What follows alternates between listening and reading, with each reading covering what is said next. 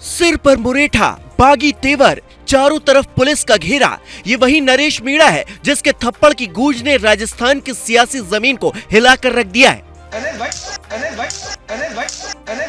ये वीडियो तो आपने अब तक देख ही लिया होगा। अगर नहीं देखा तो देख लीजिए कैसे नरेश मीणा ने एसडीएम अमित चौधरी को झन्नाटेदार थप्पड़ मारा। और अब इस तस्वीर को देखिए जहां वज्र वाहन में नरेश मीणा को पुलिस उठा ले गई और फिर जो हुआ उसकी उम्मीद किसी को नहीं थी।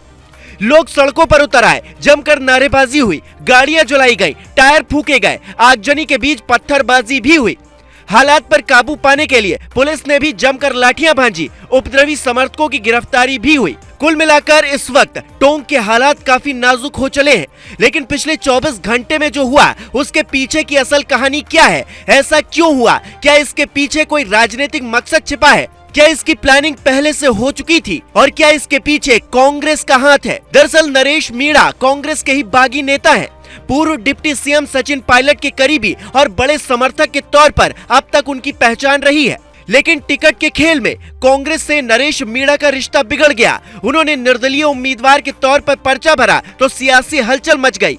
कांग्रेस मनाती रह गई लेकिन बागी मीणा नहीं माने और फिर थप्पड़ कांड ने तो सब कुछ तहस नहस कर दिया। माहौल देखकर कांग्रेस को भी मौका मिल गया एक तीर से दो निशाने लगाने का। पहला तो बागी मीणा की करतूत और दूसरा प्रशासन का फेलियर। लेकिन सवाल ये है कि कहीं थप्पड़ से लेकर हिंसा तक की स्क्रिप्ट पहले से तो नहीं लिख ली गई थी? इस सवाल का जवाब जानने के लिए जब हमने बागी मीणा की कुंडली खंगालनी शुरू की तो बहुत दिलचस्प बातें निकलकर सामने आई।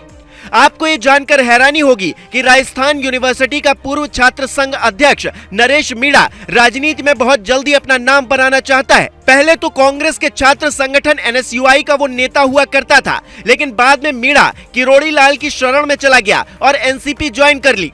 जब किरोड़ी लाल मीणा के पास उसकी दाल नहीं गली तो वो वापस कांग्रेस में आ गया। उसने पूर्व डिप्टी सीएम सचिन पायलट का खास बनने की कोशिश की। मीणा की दाल यहाँ पर भी नहीं गली, लेकिन फिर भी पहचान थोड़ी बहुत बन गई। नरेश मीणा का एम है कि वो बड़े नेताओं के सहारे विधानसभा और फिर संसद की चौखट तक पहुंचे, लेकिन अब तक उसकी ये मुराद पूरी नहीं हो पाई है।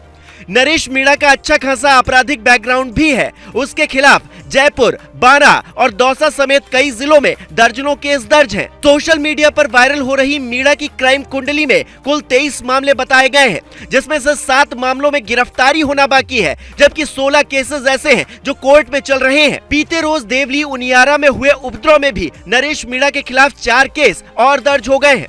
यानी कि नरेश के खिलाफ अब तक दर्ज कुल 27 मामलों में मारपीट, राज्यकार्य में बाधा, उपद्रव फैलाना, पत्थरबाजी करना, हाईवे और रेल मार्ग जाम करना और सरकारी संपत्ति को नुकसान पहुंचाने जैसे मामले शामिल हैं। इन मामलों को देखकर लगता है कि टोंक में हो रही हिंसा की स्क्रिप्ट पहले से ही लिखी जा चुकी थी। नरेश मीणा को पता था कि बदनाम शब्द ही सही, नाम तो उसमें भी है।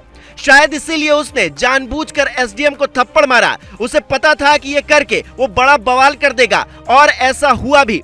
गिरफ्तारी के बाद उसके समर्थकों ने खुलकर उपद्रव मचाया और अब हर नुक्कड़ नुक्कड़ पर नरेश मीणा की बातें हो रही हैं।